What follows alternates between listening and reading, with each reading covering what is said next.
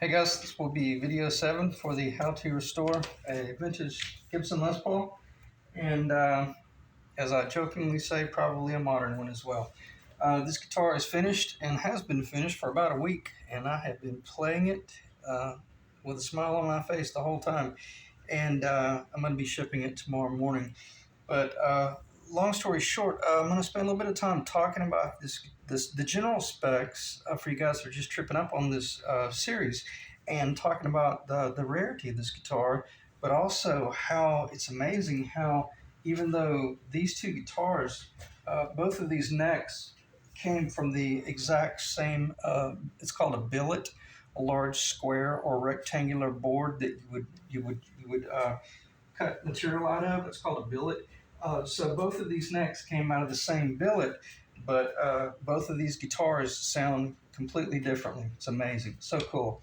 And not comparing them in a judgmental way, just comparing them in tandem. If I say anything about this guitar, I'm not saying that this one does not sound that way, or if I say something really incredible about this one, I'm not saying that you can't do that with this guitar as well. It's just that they sound and they feel very different.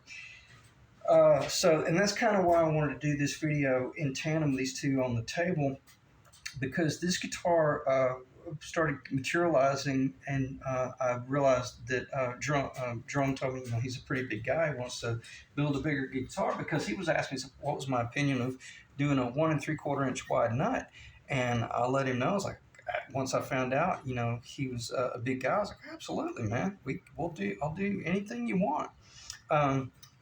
So we did just that. So this was a full in it, and when I say it measures out 1 3/4, completely. If anything, just ever so slightly over, but not enough to be measurable. But what's cool about it is over 15/16 of an inch thick at the first fret. And traditionally, I hold that 7/8 of an inch thick. However, once you get up to your 11th fret location, they are identical in thickness.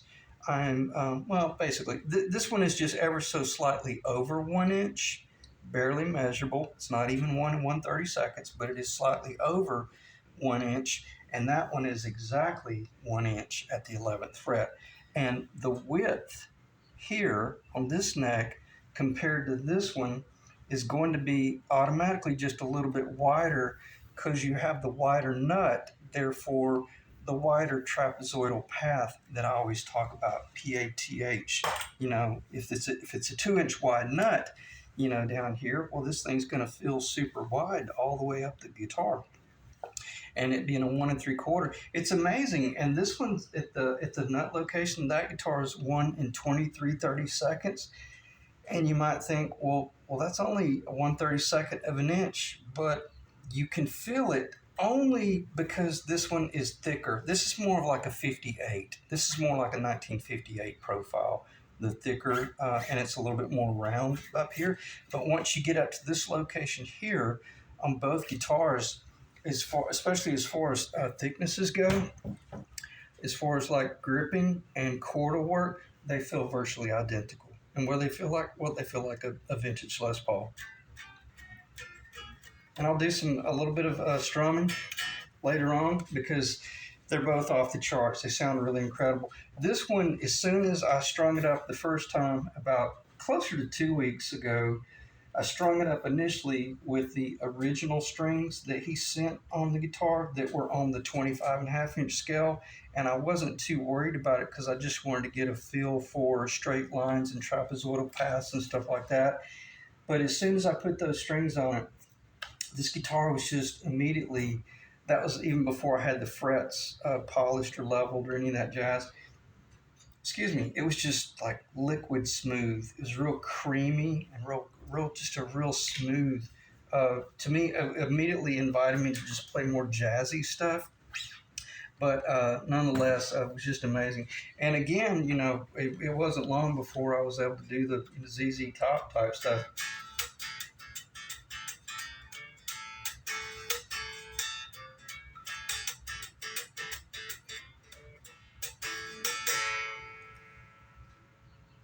And the sustain is just it's absolutely insane. It's to the point to where it's too much.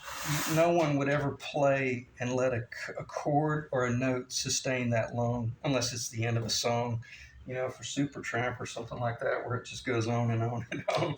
But nonetheless, both guitars are off the charts from that respect. So a short recap: 1 3/4 inch wide nut, over 15/16 at the first fret. What is that? A 1958 or earlier traditional 50s Les Paul. Traditional, roughly, we'll call it 1 inch thick at the 11th fret. And what is that? 50s Les Paul, probably a modern one as well. And then the traditional Les Paul with 24 3/4 inch scale is what they call it, but historically accurate for this era, for the 50s, it's actually measures out 24.5625. I'm pretty sure. I haven't measured that scale in a while, but it's actually a little bit shorter than 24 3/4. But what does it feel like and play like? Like a 50s Les Paul. Okay. Very happy with it. Turned out really incredible. And not bragging, but I'm not surprised. And it was funny because as soon as I got the phone calls from both of these guys, and when they started telling me about what it was, or the emails, the text messages, as what it was that they actually had, I mean, I knew immediately that, oh yeah, these are going to sound incredible, because as long as I follow the same format for my neck construction and installation that I've done for the last 15 years, they're going to sound incredible, and they did. So it was kind of cool to be able to predict exactly what was going to happen. The only thing I was concerned about with this guitar in the initial videos, I was spooked that this guitar might have been underwater at one point because there was a bit of a crack right here, but it was just severely dried out. And once I did the initial tap tone on this guitar, and I wish I could bang in the center, but all around the body, this body was 100% solid, no top separation at all. The reason I brought that up in the early videos for that guitar is because about 5 years back, I restored a 1980 Gibson Les Paul Custom for a guy, Rick. And if you're still watching the videos, I hope everything's going well, and the guitar is holding together. I'm sure it is. But Rick's guitar was in horrific shape. It was basically, the top was rotted off of it from about here down, and it looked great up here, and it sounded pretty good. But then once I got it in the shop, the whole top from like here across this corner had separated from the lower, and it was very, very deceptive because you had all this beautiful wood, but once I machined all that out, I was able to pry it open and then epoxy, force epoxy up under there and get that top epoxy down, and then machine in the new fillet pieces, getting that solid body back together. So with that said, once I knew that this body was solid, whether it's 50 years old or 100 years old, or if it's lived out in the desert or in the trunk of a 69 Chevelle or in somebody's attic or in every bar from here to South Florida and New York, then I knew we were going to have two incredible guitars. This one, I knew immediately as soon as I played it that it didn't have any sort of issues at all. So anyway, with that said, what should I talk about? Let me check the time, because I don't want this to be too terribly long video. It's really frustrating because I just did this video for like 55 minutes, and at about the 16-minute mark, my phone got some sort of like Amber Alert, and I clicked no, and when I clicked no, it turned my phone off, but I thought it was still recording, and I did like a 45-minute video talking to myself basically. So I'm trying to collect myself and remember what I covered, but also look at it as the opportunity of well, it's kind of like it was a practice video. And basically, I did go into some extensive, I'm not even going to touch it, but I went into some extensive detail about how I build my necks. And if anything, is probably too much information anyway. So, but I will cover it. Let me cover it from a 10,000 foot view. The primary reason these two guitars are master level guitars, and I'm talking tone from a tonal standpoint and also from a physical standpoint. And I joke I could give people a lifetime warranty. I can guarantee these necks are never, ever going to be a problem. They're never going to warp. They're never going to twist because, not that these are three-piece necks, but if I can machine out little pieces of Honduran mahogany that small, that thin, and actually cut them very close to the neck contour, and they don't twist or warp or bow or cup or anything, well, you know that once you glue them together, they're never going anywhere. I've already covered this in all the past videos for the SG and probably for both of these as well.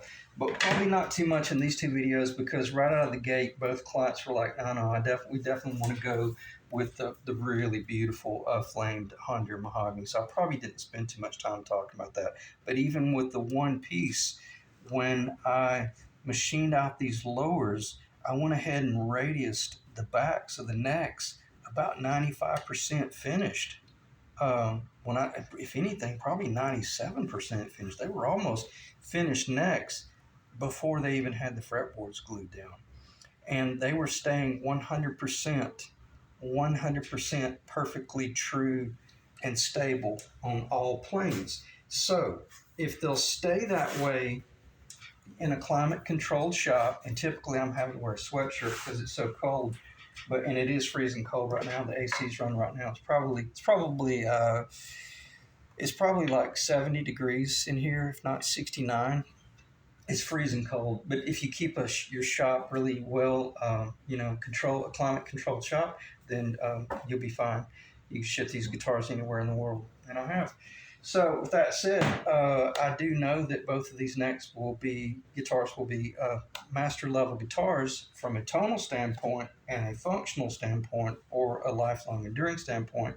And reverting back to tone, because the way I build my necks with the double adjustable truss rod, it allows me to embed these truss rods in here so precise that they literally become part of the wood. And then because the truss rods are low profile, they only have to be embedded down just about, I think it's 7/16 of an inch. Yeah, it would be because they're 3/8 inch truss rods. But I go down another 1/16 of an inch. So I take them down to about, here it is. And I need to reel myself in because I'll get too long-winded here. But basically, once you radius the bottom of the truss rod channel, that's where the bottom of the bit hits. There's still an enormous amount of wood left in the bottom of the neck, even when it gets rounded over. So then once the neck, listen to that. That's amazing. That sounds as good as the wood sounded when it was solid. And typically when you machine out for the truss rod, it's really disheartening because until you get that fillet glued back in, you lose like 50% of the tone and the ring of the neck. And it's terrifying it's terrifying wondering if that tone's ever going to come back.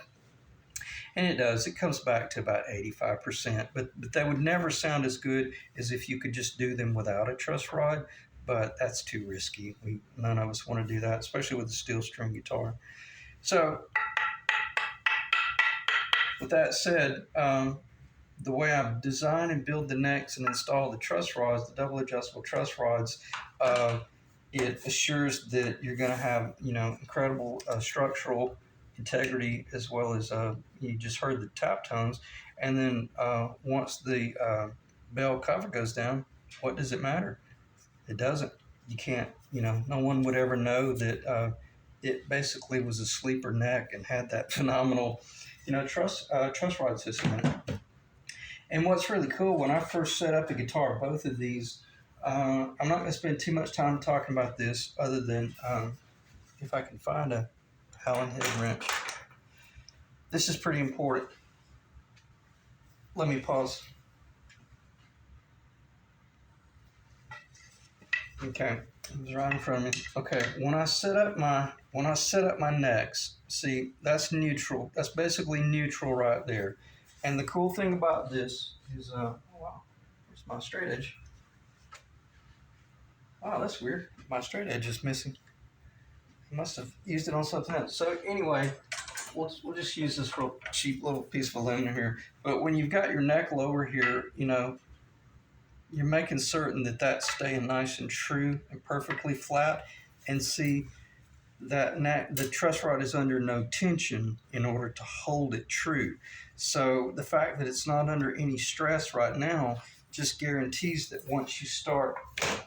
once you continue with a fretboard that is precision straight, you know, flat, and then your fretboard lower, your neck lower is actually perfectly true on the X plane as well. You tile guys will know what I'm talking about there.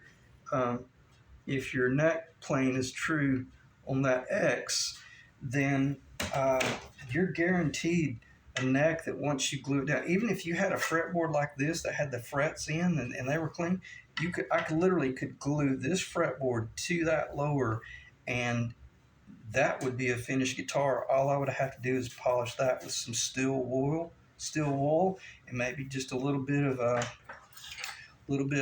fret. Look, check that out. There's no fret rocking. This is actually amazing.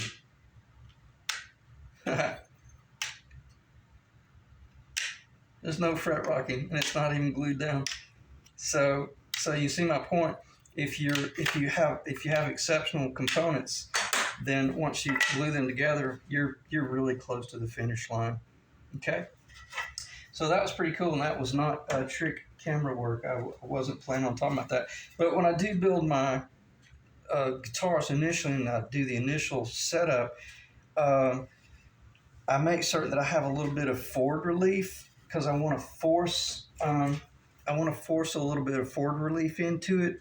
Why? Because I want to see just how low I can get this bridge before it bottoms out. I want to find the bottom, and then I'll reduce this forward relief later on and find the sweet spot where I start raising the bridge up and then lowering or flattening out this playing surface, although I never flatten them out 100%. There's always just a little bit of forward relief, but minimal. And the way you measure that is you could put a capo at the first fret and then hold the string down roughly at the 15th or 16th fret, and then just evaluate the little height between the top of the fret and the bottom of each string.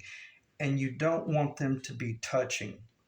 Out here in the middle, you do want there to be just a little bit of just a very small, maybe a half a millimeter, if that, clearance. So in other words, it'll have a little bit of forward bow in it, and then exaggerating, you know, when that string is coming across that fretboard, you know, there's going to be that bow in the middle, out here in the middle. Okay, most of you guys have already heard people talk about this, but all it boils down to is just a matter of, you know, just picking up the guitar and put your pinky somewhere down here in this flat location, string at the first fret, reach up here, and if anything, see if I can get a tone. Hear that? So if I can get a note,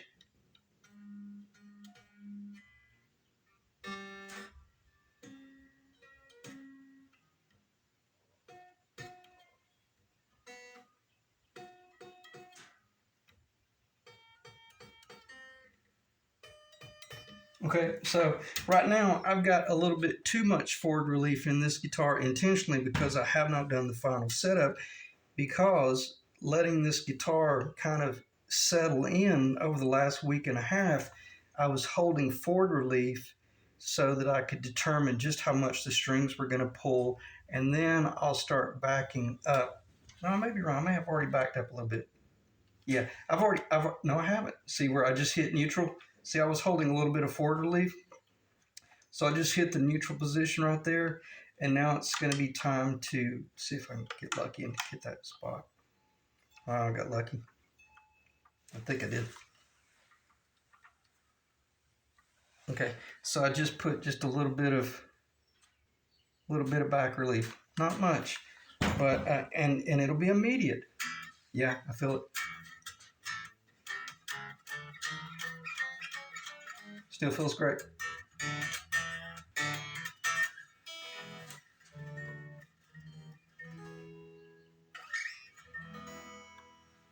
Okay, so this guitar is ready to ship, and I don't think he would ever have to do any setup at all. But that's the luxury of getting to keep the guitar for about a week to 2 weeks after it's almost 100% finished, because you can tweak those points out. Because if I didn't get to do that, you know, Jerome might receive the guitar or Chip might receive the guitar, and then a week and a half later they might be thinking, well, man, it's not playing as good as it played when I first opened it out of the case. Well, because those strings are continuing to pull a little bit more forward relief, and then you had forward relief introduced on the double adjustable truss rod, and so the forward relief on the truss rod and the strings, and it's pulling that neck too far forward. So I say all that to say this: Jerome, especially Chip, owns a music store. He knows about that stuff and setup. But Jerome, and Eric as well, the SG that I built, Eric knows this. If it starts playing funky, just give me a call and I'll walk you through doing the assessment of what is the neck doing, and you'll be able to tweak it just by kissing the truss rod a little bit, or maybe lowering the bridge a little bit, or raising the bridge, or something like that.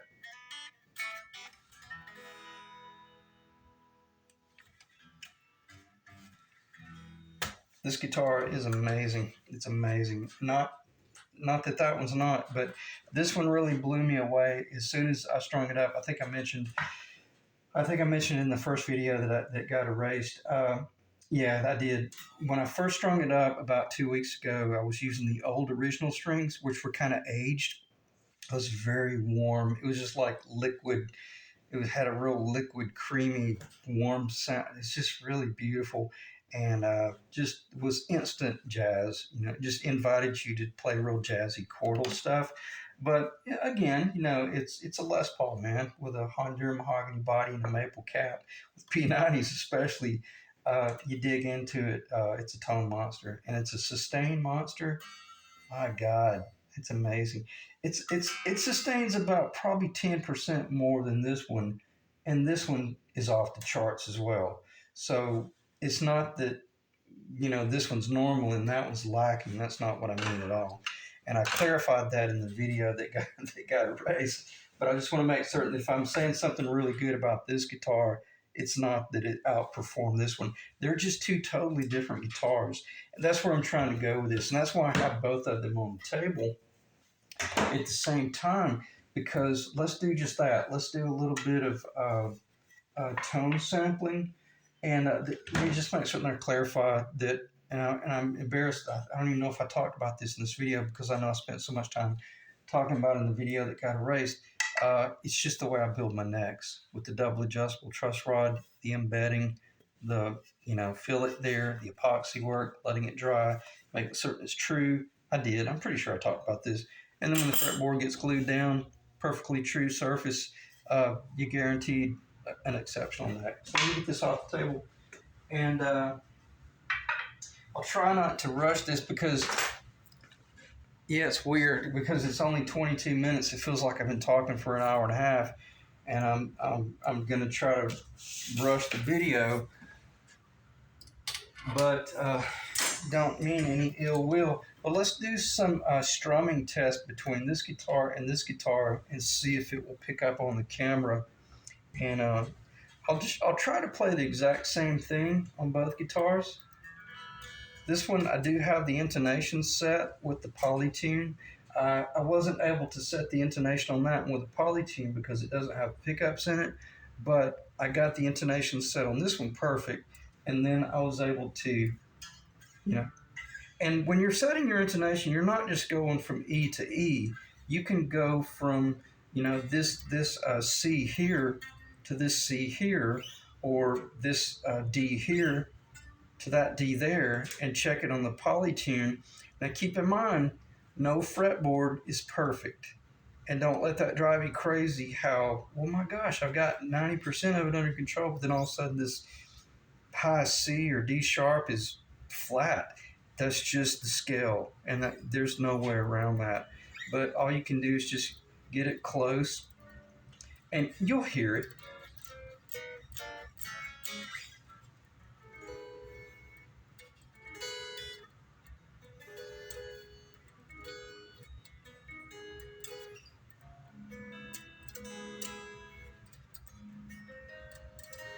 Oh no, wrong chord.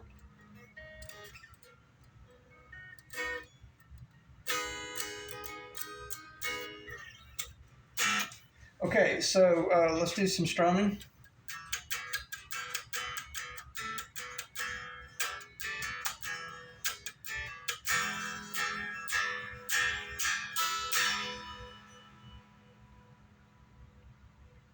Okay, I know you probably can't hear that sustain anymore, so there's no sense in sitting there in silence because this camera does not pick up the sustain very long.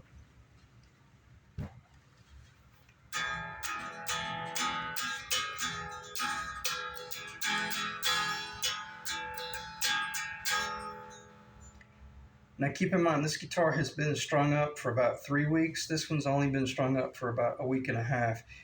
This one, both of these guitars, when they first came off the table, both of them, I'm not going to say they sounded like banjos, but they didn't sound nearly as good as they sound right now. And it is the oddest, it is the strangest thing about tone, but they sound so much better after about 2 weeks of playing. And I'm not just saying that. So let me stop talking.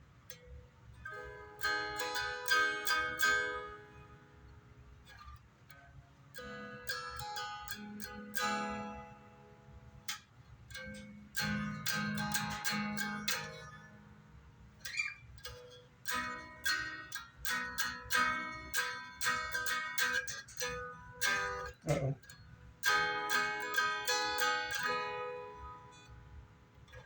This one may be out of tune a little bit. Not much, if it is.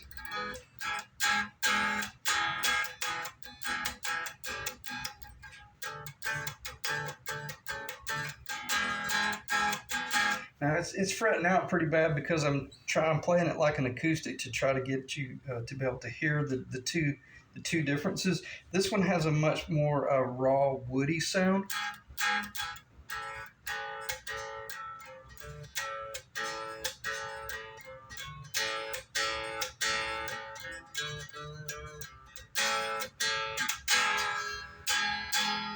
Yeah, I'm playing it way too hard, but nonetheless.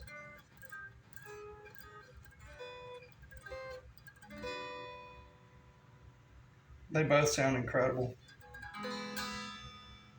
Very, very happy. Very happy. I mean, I think they're both gonna be blown away when they receive them. All right, let me see. Let me turn this around this way. And I don't think there's any sense in trying to do any melodic lines because the camera won't pick it up. But let's play this one again.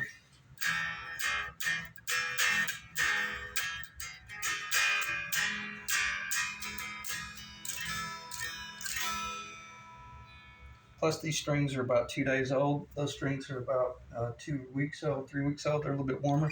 When I had the original strings on here, it was much warmer. Plays like a dream.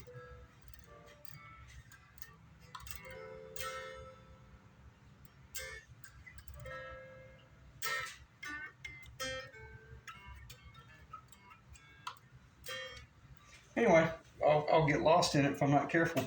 Okay, what else do I want to talk about? I don't know.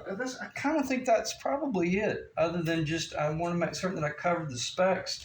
And I hope you guys don't think I'm losing my mind. I really don't even know if I talked about the specs for this guitar in this actual video.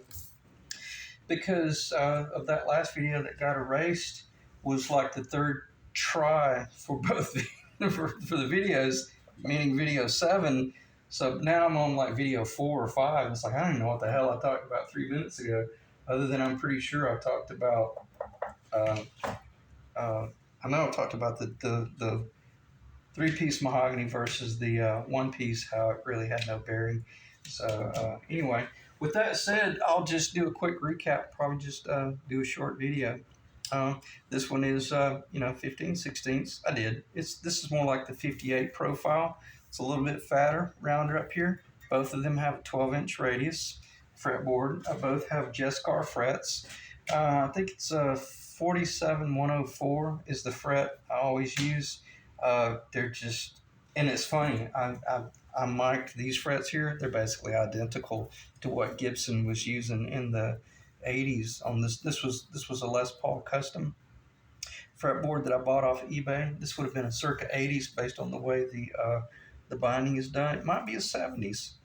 It might be a 79. The way it has a little T. It's a pretty cool little design, but it's a nice little thick fretboard, and got lucky, man. I got this thing for $35.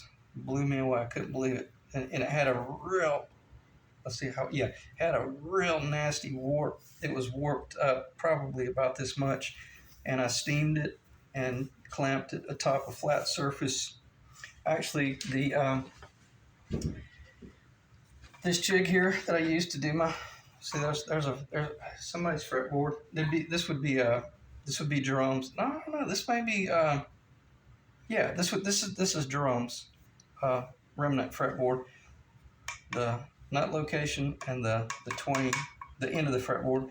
But basically, I just had it clamped to that right there. So don't be afraid to buy a nasty warped fretboard, because you could soak this in water, read between the lines, not overnight, but just soak it for 5 or 10 minutes maybe, and get it really moist, and then just clamp it into a dry board, and the dry board will absorb the moisture out of the wood as it's clamped with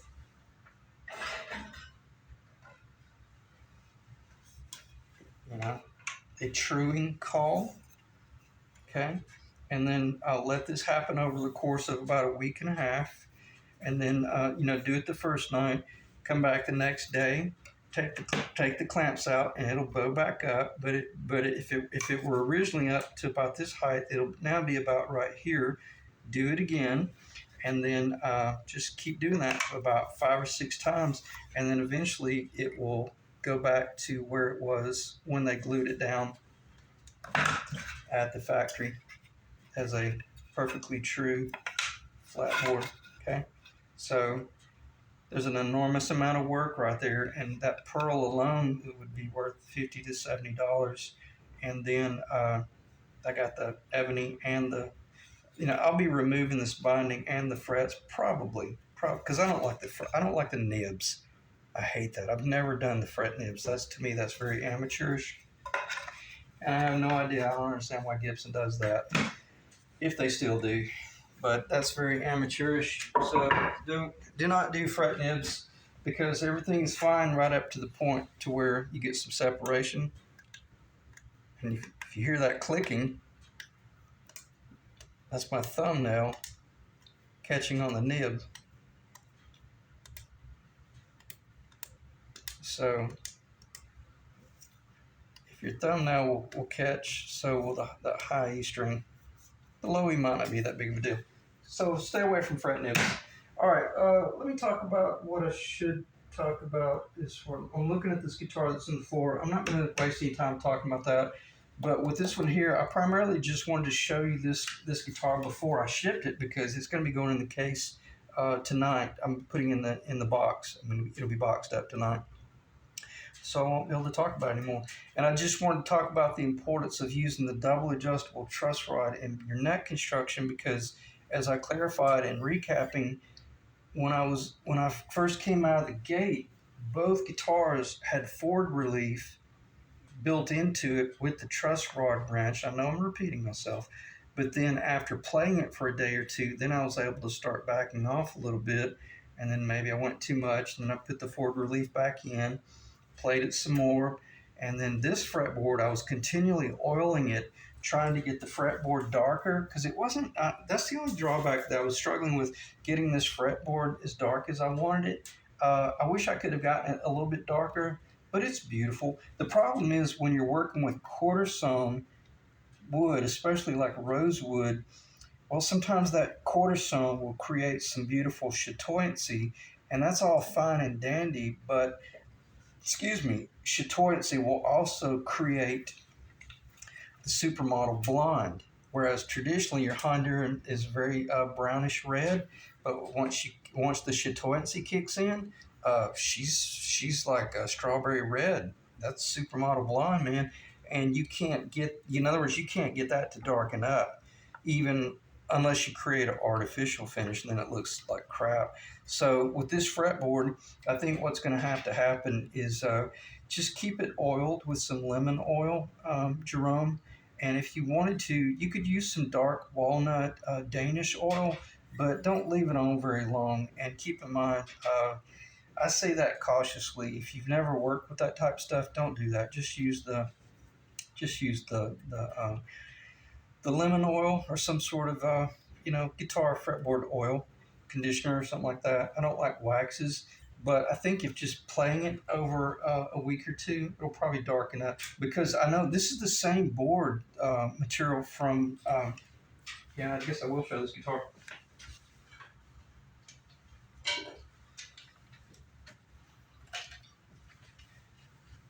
Okay, this is from the exact same stock of material, and this guitar I finished it I think about 2 years ago, and you can see it's turned out more. Well, it's a little bit blonde right there, but it's more of a reddish brown.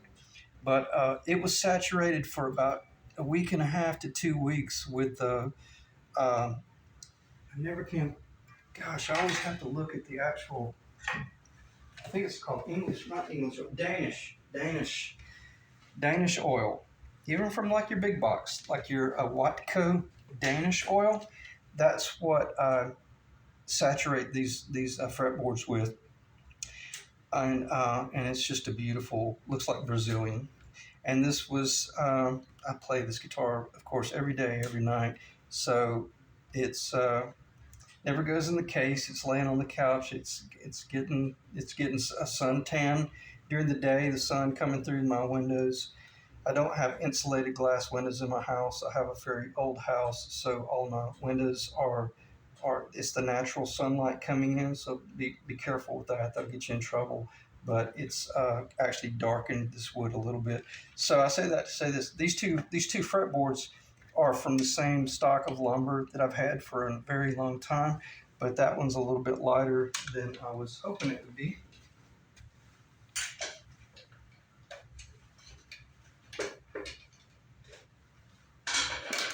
However, still beautiful. Okay, so I'm very happy with it. I'm going to slow down, try to get some really nice captures here because I know once it goes in the box, I'll never see it again. And there was a part of me, man, I so wanted to just box both of these guitars up and take them up to Nashville. And because I got a buddy that owns a recording studio in Brentwood, Tennessee. If anything, just to dote a little bit about my craftsmanship and let those guys play them.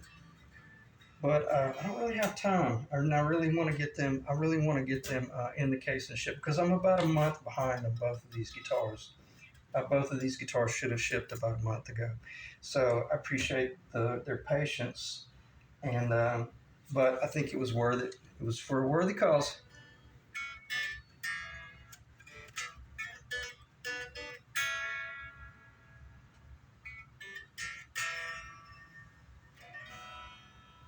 Because they sound and they play absolutely incredible. And it's cool, as I said, and I know I'm repeating myself, but your guitar will not really be finished until it has been strung up for about 2 to 3 weeks, and you're tweaking it and you're adjusting it. And I don't think it will change even once it goes to a new location, a new geographical location. They should be fine. Either one of these could go to Arizona, or they could go to Louisiana, or they could ship to the UK, Australia, Japan, et cetera, et cetera. And I don't think they would require much tweaking at all. excuse me, and a lot of it is because, as I had clarified in the early video series, especially in the SG, where when I'm building these necks, even before I put the truss rod in, I'm sealing the interior of that truss rod channel with nitrocellulose lacquer, because if you build your guitar and you don't seal that channel, and all you have is that $10, $15 plastic truss cover over there, well, when you ship that guitar to Louisiana, every bit of that moisture is going to travel down that truss rod channel, and it will permeate into the neck from the inside, and you'll never know why your neck failed and started warping, or it got soft, and wherever the truss rod is, the tension, like if you've got back tension on it, now it's wet and soft, now it's giving more, and you're playing this continual catch up where you're continually fighting the neck, especially if you're a touring musician.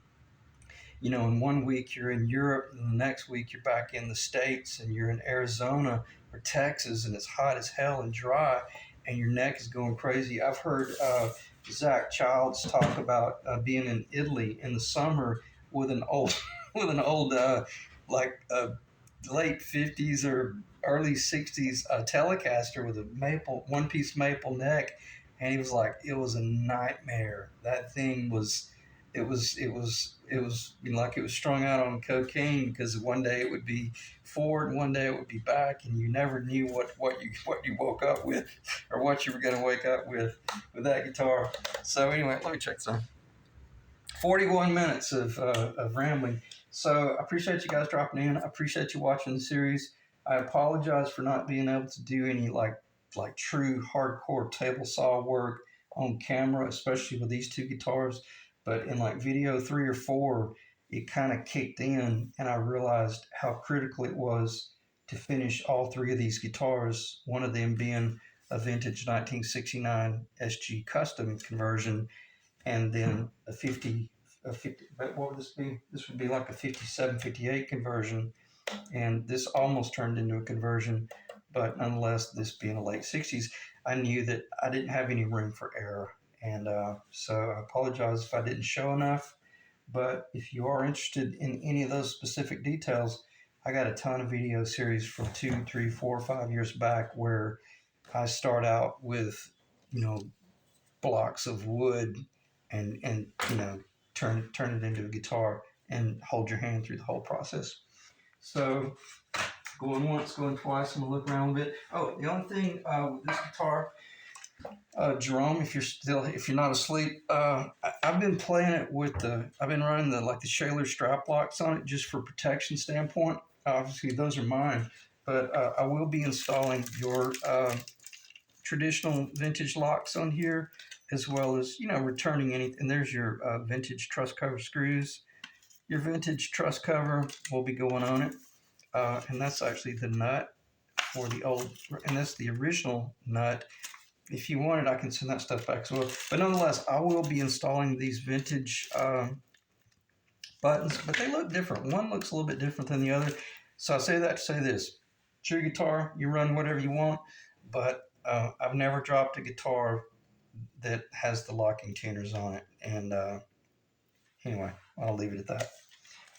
And I know Hugh had mentioned that you'd never dropped a guitar. I've only dropped one guitar. It was an SG when I was a kid, and I've already covered that dramatic story in past videos. But I learned my lesson right on that. It's like, oh man, I'm never going to do that crap again if I can get around it. So let me get the table cleaned up and look around the shop a little bit. Whiteco, I'm looking on the other table. The Danish oil is a dark walnut if you wanted to darken that. But if you did saturate, typically what I do, I take like an artist brush, and I just brush the stain on there, and then just saturate that area, and then let it saturate for about 6 or 8 hours. It's okay to let it really just soak. I don't think you're ever going to see it soak in and dry up, but if you happen to see that happen, well then, paint it some more, stain it some more with a brush. The strings are off, of course, And then even if that wide coat ran down the side, this is no big deal. You just have a paper towel or cloth with that's just a little bit damp with mineral spirits, not saturated wet, but just a little bit mineral spirits wet, damp, and then just kind of wipe it clean. Because after it's all said and done, when you do the Watco staining, keep in mind, I stained this one over the course of like a week and a half, and I would let it soak all night long. And I'd come back the next day and I'd brush it, paint it again, and it'd be sitting there all day long, just soaking wet, full of dust from the debris in the shop. Not nasty, but just any, like there was gnats and bugs got in it. No big deal. Just, wipe it off and clean it and then brush it again. So I probably did that. I probably did that 10 times, just really soaking and saturating this to get it as dark as I could. But because of that chatoyancy from the quarter sawn, if she wants to be blonde, there's nothing you can do about that. So, but it's kind of cool. Then it will have some really dark spots from time to time. But I think all in all, it's a rosewood fretboard, really beautiful. But again, the lemon oil should be sufficient. Sweat, beer, play in it, spit on it if you want. I don't know, just do whatever you want to do. But nonetheless, just enjoy the guitar. But because I know both of these are going to be set up and ready, they're going to be ready to tour. If you wanted to go anywhere in the world, they'd be ready to rock and roll. The only thing I need to do with this pickup here, I got this one set where it's sonically, it's off the charts. It sounds incredible. But I'm going to remove this pickup and put some foam under there and raise that, possibly 2 springs. I've never removed that pickup, so I have no idea what's in there. But I'm going to raise this pickup a little bit and adjust these poles down a little bit. Somebody in the past, they had raised the poles up really, really high trying to get it up. But basically, it's a fairly, the P90, they're pretty darn far out of the body. They're about, if I recall, when I did Ethan's 55 Black Beauty replica, where we put P90s in it, the bottom of the P90 cover was only down in the body, man, maybe 1/8 of an inch, if we were lucky. It was almost coming completely out of the body in order to get it up high enough. So, but I think it's kind of goofy to have these pole screws screwed way the hell out of the P90. And I lowered these up in the neck position. And again, the neck position of this guitar sounds unbelievable. It's amazing. But it sounds real thin and nasally right now because the bridge is way too low. So I'm going to raise that up. And then it should be ready to ship. So I appreciate you guys dropping in for all these videos. And if you got any questions or comments, let me know. Otherwise, I'm looking at the table. I don't think there's anything else to talk about. Polytune, intonation is set, both guitars. This one's ready to ship as well. Don't think I will be doing another video for this one, but I'm going to check the last video. If I didn't cover enough information, I may do one more. Otherwise, these 2 guitars are finished, and I'm about to go into hollow body Explorer mode. I've been building a hollow body Explorer replica for a long time, and I've been working on that guitar a little bit on the side. Let me check the time, make sure the camera doesn't cut me off. It's pretty amazing. I don't know if I've got it over here. Yeah, I do.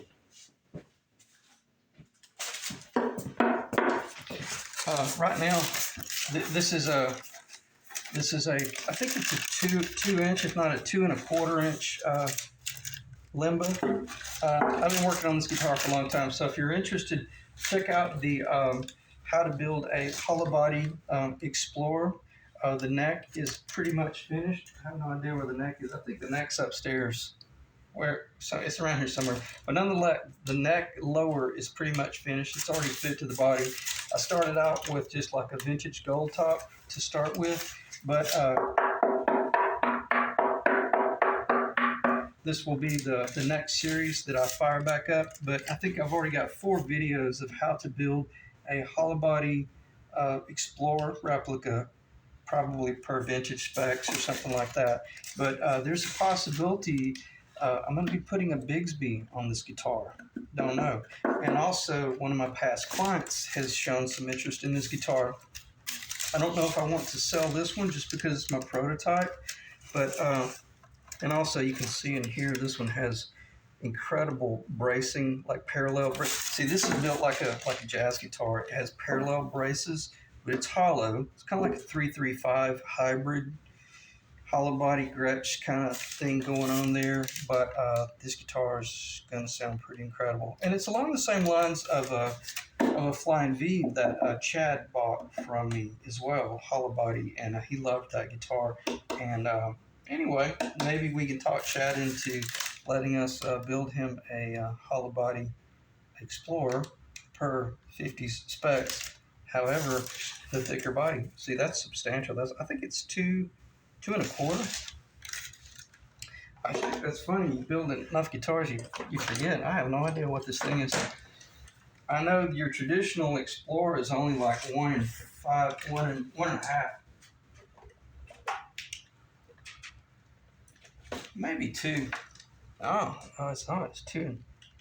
So it's over 2 and a quarter. No, it should be 2 and a quarter.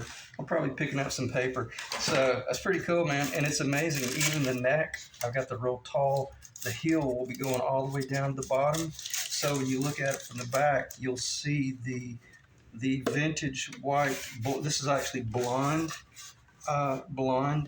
beautiful figured Lemba Carina, which is what they would have used on the 50s. Then I will be going into a blonde neck, and then the heel will continue. It will not be stepping, because even though I'm doing binding on the back and the top, see, this is getting binding. This will be getting binding on the top and the back. I will be stopping the binding right here and then allowing the heel to continue. So that's going to be a very, very crazy cool guitar, and it should be a pretty cool video series to pick up after these 3 vintage projects. So with that said, I'll end the video, and yeah, I don't think there's absolutely anything else I need to talk about, especially about these. So I appreciate you guys dropping in, and I will see you in the next video series, which should be this hollow body Explorer.